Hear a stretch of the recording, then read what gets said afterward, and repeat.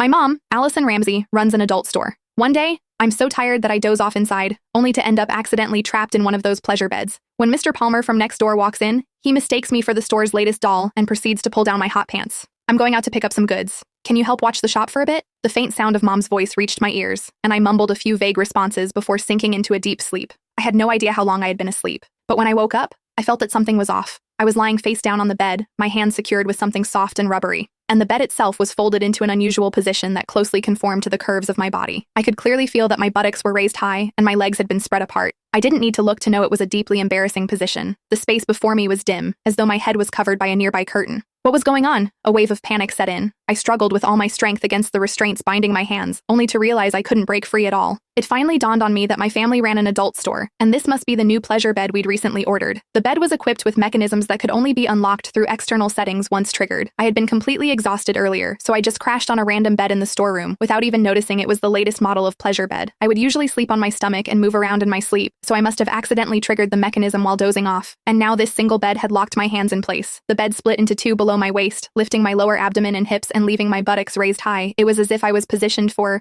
what was I supposed to do now? I shouted a couple of times, but there was no response. It only then struck me that before I fell asleep, Mom mentioned she was going out to pick up some goods and asked me to watch the shop. Hey, Allison. Just then, I suddenly heard the voice of Mr. Palmer, a customer, coming from the doorway, and it was getting closer. Oh no! Mom did say Mr. Palmer would come by later to settle the bill. Panic surged through me. I struggled desperately, only to find that while the restraints looked soft, there was no way to break free. Where's everyone? I thought I told them I'd come by to settle the bill today. Mr. Palmer's voice drew closer and closer until it sounded just a few steps away. Frozen in this embarrassing position, I felt my face flush crimson, and in my panic, I froze completely, not daring to move a muscle. Is this a new doll that just arrived? Mr. Palmer's words sent my heart leaping into my throat. The next second, I felt a pair of warm, dry hands land on my thigh. They then slowly slid upward until they were inside my hot pants. The weather was sweltering, and when sleeping at home, I naturally dressed lightly. Thus, my hot pants were barely long enough to cover my buttocks. The texture feels pretty good. It's quite realistic and even warm, Mr. Palmer remarked as he fondled me. The bizarre sensation made me clench my teeth, too afraid to make a sound. If anyone were to discover I was being mistaken for a doll, it would be over for me.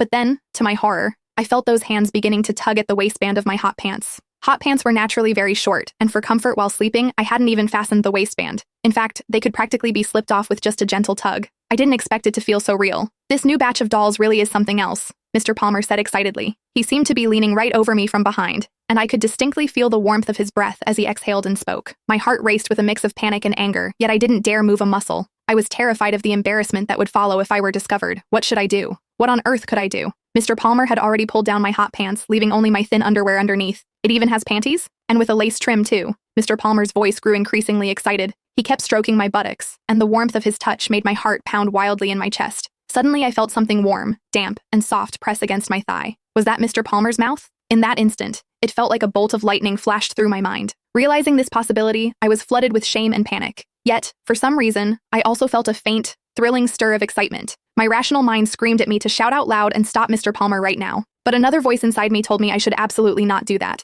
Mr. Palmer must have mistaken me for a doll. If he were to find out now, how embarrassing would that be? How could I ever face him again? We were neighbors and saw each other almost every day. So I really shouldn't have let things escalate to that point. Mr. Palmer ran the antique shop next door and had always carried himself with the poise of a scholar. Other than that, he was also a gentle, dignified, and handsome older gentleman. So surely he wouldn't do anything to a doll in the storeroom, would he? I silently prayed that as long as I wasn't discovered, it would be fine. I just needed to hold still and endure this a little longer. This thigh is so smooth. Where is this from? I'll have to ask Allison later. I want to buy one too. Perhaps too excited, Mr. Palmer's warm breath brushed against the back of my knees as he spoke, raising goosebumps all over my skin. The next second, I suddenly felt a pair of warm hands cup my most private area. The abrupt sensation made me tremble involuntarily. Once the shock wore off, a wave of cold dread washed over me. Oh no! Had Mr. Palmer noticed? Huh? This doll actually shivers in response. Wow, it's so lifelike and high-tech. Mr. Palmer seemed particularly thrilled, and in one swift move, he pulled down my underwear. I closed my eyes in despair. Who could have imagined that, at this very moment, I would be lying half-naked before a man? A wave of immense shame washed over me. But the more it swelled, the more I dared not make a sound. If there had still been room to turn things around earlier, now there truly was nothing left.